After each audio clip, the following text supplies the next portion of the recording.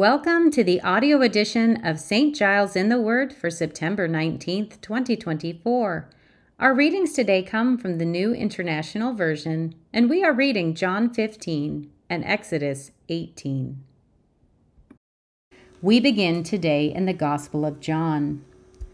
I am the true vine, and my Father is the gardener. He cuts off every branch in me that bears no fruit, while every branch that does bear fruit he prunes, so that it will be even more fruitful. You are already clean because of the word I have spoken to you.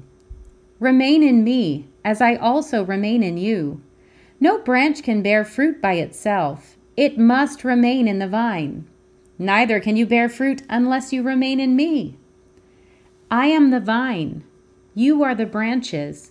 If you remain in me, and I in you, you will bear much fruit. Apart from me, you can do nothing. If you do not remain in me, you are like a branch that is thrown away and withers. Such branches are picked up, thrown into the fire, and burned. If you remain in me, and my words remain in you, ask whatever you wish, and it will be done for you. This is to my Father's glory, that you bear much fruit, showing yourselves to be my disciples. As the Father has loved me, so have I loved you. Now remain in my love. If you keep my commands, you will remain in my love, just as I have kept my Father's commands and remain in his love. I have told you this so that my joy may be in you, and that your joy may be complete. My command is this: love each other as I have loved you. Greater love has no one than this, to lay down one's life for one's friends. You are my friends if you do what I command. I no longer call you servants, because a servant does not know his master's business. Instead, I have called you friends, for everything that I learned from my Father, I have made known to you. You did not choose me, but I chose you and appointed you so that you might go and bear fruit, fruit that will last, and so that whatever you ask in my name, the Father will give you. This is my command: love each other. If the world hates you, keep in mind that it hated me first. If you belong to the world, it would love you as its own. As it is, you do not belong to the world, but I have chosen you out of the world. That is why the world hates you. Remember what I told you: a servant is not greater than his master. If they persecuted me, they will persecute you also. If they obeyed my teaching, they will obey yours also. They will treat you this way because of my name, for they do not know the one who sent me. If I had not come and spoken to them, they would not be guilty of sin, but now they have no excuse for their sin. Whoever hates me hates my Father as well. If I had not done among them the works no one else did, they would not be guilty of sin. As it is, they have seen, and yet they have hated both me and my Father. But this is to fulfill what is written in their law: they hated me without reason. When the Advocate comes, whom I will send to you from the Father, the Spirit of truth who goes out from the Father, he will testify about me, and you also must testify, for you have been with me from the beginning. We turn now to Exodus 18. Now Jethro, the priest of Midian and father-in-law of Moses, heard of everything God had done for Moses and for his people Israel, and how the Lord had brought Israel out of Egypt.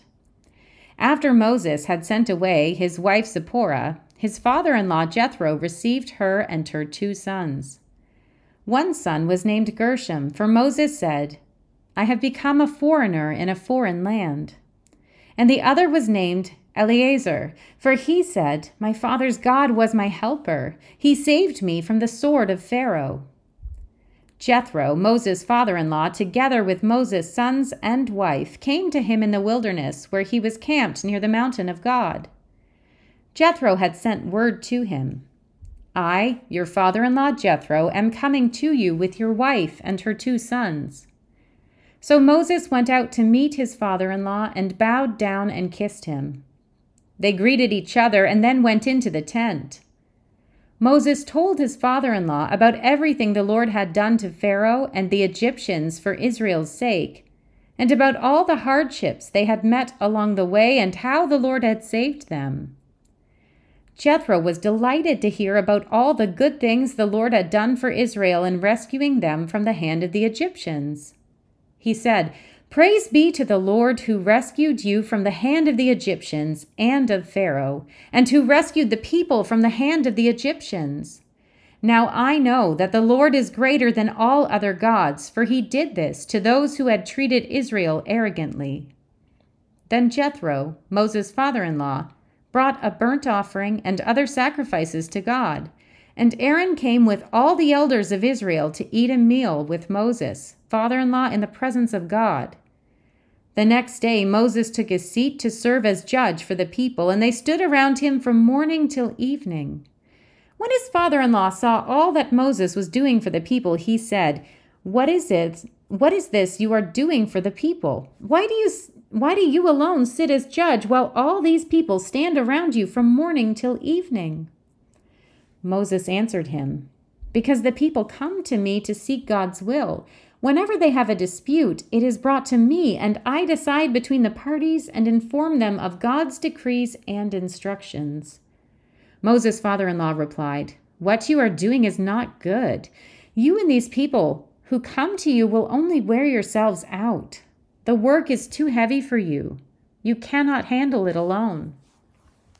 Listen now to me, and I will give you some advice, and may God be with you.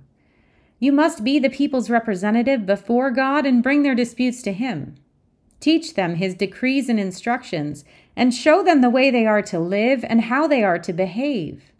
But select capable men from all the people, men who fear God, trustworthy men who hate dishonest gain, and appoint them as officials over thousands, hundreds, fifties, and tens. Have them serve as judges for the people at all times. But have them bring every difficult case to you. The simple cases they can decide themselves. That will make your load lighter because they will share it with you. If you do this, and God so commands, you will be able to stand the strain, and all these people will go home satisfied." Moses listened to his father-in-law and did everything he said. He chose capable men from all Israel and made them leaders of the people, officials over thousands, hundreds, fifties, and tens. They served as judges for the people at all times. The difficult cases they brought to Moses, but the simple ones they decided themselves. Then Moses sent his father-in-law on his way, and Jethro returned to his own country. Here ends our reading for today.